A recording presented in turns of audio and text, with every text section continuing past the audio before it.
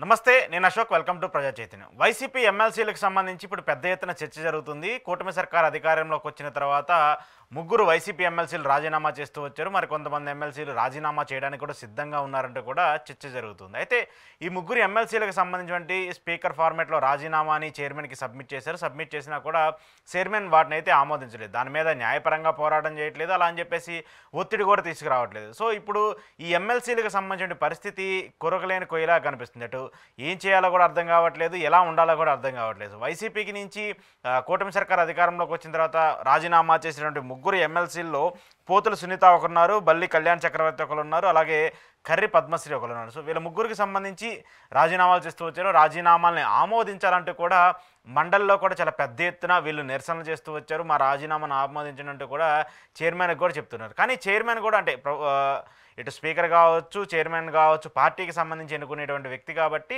ప్రస్తుతం మండలికి సంబంధించి ఉన్నటువంటి చైర్మన్ ఎవరైతే ఉన్నారో ఆయన వైసీపీకి సంబంధించి మనిషిగా ఉన్నారో ఆయన్ని వైసీపీ నామినేట్ చేసింది కాబట్టి వాళ్ళ రాజీనామాలు అందుకే యాక్సెప్ట్ చేయలేదు అన్నటువంటి ఒక చర్చ కూడా జరుగుతుంది. అయితే ప్రధానంగా మండలికి సంబంధించి వైసీపీలోకి చాలా ఎక్కువ బలం ఉంది. అసెంబ్లీతో పోల్చుకుంటే మండలిలో వాళ్ళు చాలా పెద్ద ఎత్తున వాయిస్ని వినిపిస్తూ ఉన్నారు. మండలిలో చాలా గట్టిగా మాట్లాడుతున్నారు. ప్రభుత్వానికి సంబంధించిన అంశాల మీద కావచ్చు, ప్రభుత్వానికి సంబంధించిన ఇష్యూస్ మీద చాలా గట్టిగా పోరాడుతూ వస్తున్నారు. ఒక విధంగా చెప్పాలంటే టీడీపీతో పోల్చుకుంటే మండలిలో వైసీపీకి చాలా ఎక్కువ బలంగా ఉంది. ఇటీవల గ్రాడ్యుయేట్ ఎమ్మెల్సీ ఎన్నికలకు సంబంధించి చూసిన ఆ తర్వాత ప్రస్తుతం ఎమ్మెల్యే కోట ఎమ్మెల్సీ ఎన్నికలకు సంబంధించి ఇప్పుడు వాళ్ళకి బలం పెరిగే అవకాశం ఉంది. కానీ ఇప్పుడున్నటువంటి పరిస్థితుల ప్రకారం చూసుకుంటే వైసీపీకే ఎక్కువ బలం అయితే ఉంటూ వస్తుంది. అయితే ఈ ముగ్గురు రాజీనామాలకు సంబంధించి ఇప్పుడు పెద్ద ఎత్తున చర్చ జరుగుతుంది. అనవసరంగా రాజీనామాలు చేశామనేటువంటి ఒక తలనొప్పిలో కూడా ఇప్పుడు వీళ్ళు ఉన్నట్టు కూడా మనకు అర్థమవుతుంది. ఎందుకంటే ప్రభుత్వానికి సంబంధించి మాట్లాడే పరిస్థితి లేదు, అలా అని చెప్పేసి వదిలేసి వేరే పార్టీలో చేరే స్థితిగా లేదు.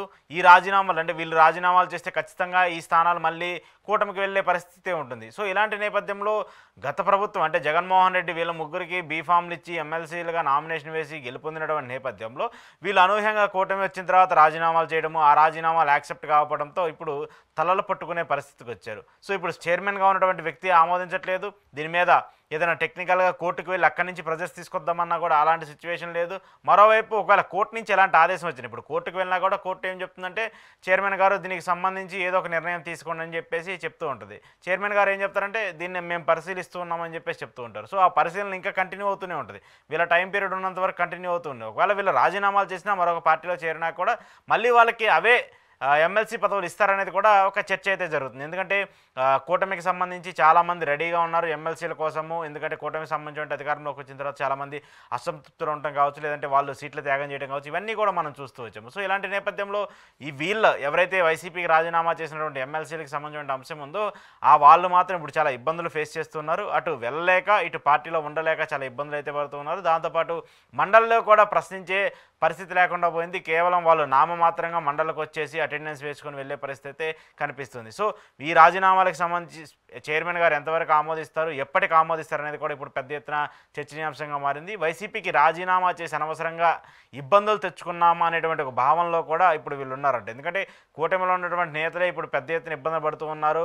ఆ వైసీపీ నుంచి వెళ్ళినటువంటి వాళ్ళకి ఇంకా సరైన ప్రాధాన్యత రానేటువంటి పరిస్థితి కూడా ఉంది. ఇలాంటి నేపథ్యంలోనే వాళ్ళు రాజీనామాలు చేసి వెళ్ళినా కూడా అక్కడ మళ్ళీ ప్రాధాన్యత వస్తుందా లేదనేటువంటి ఒక చర్చ కూడా జరుగుతుంది. సో ఈ అంశాలని చూసుకున్నప్పుడు వైసీపీకి రాజీనామా చేసినటువంటి ఎమ్మెల్సీలు ఎవరైతే ఉన్నారో వాళ్ళందరూ కూడా ప్రస్తుతం చాలా ఇబ్బందులు ఎదుర్కొంటూ ఉన్నారు. ఉండలేక వెళ్ళలేక చాలా పరిస్థితులు అయితే ఫేస్ చేస్తూ ఉన్నారు.